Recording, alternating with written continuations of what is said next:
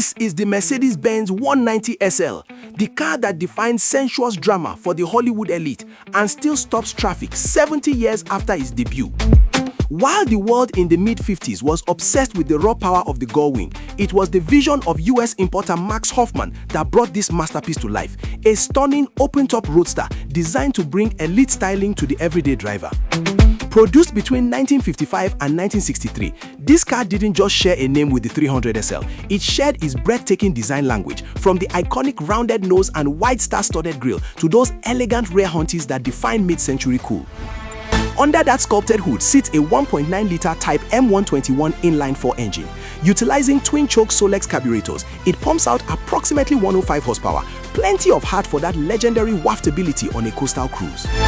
It wasn't built for the track, but with double wishbones up front and swing axles at the rear, it offers a balanced, comfortable ride that made it the ultimate grand tourer of its era.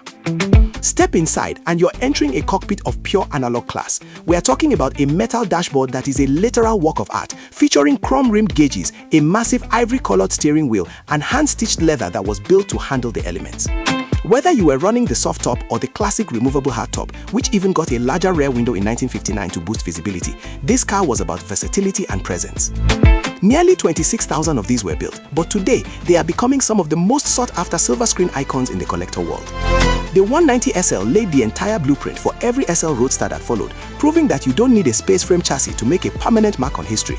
It is pure, timeless elegance in a digital world. So, looking at those lines and that history, is this the most beautiful convertible ever made? Drop a comment below and let me know your pick.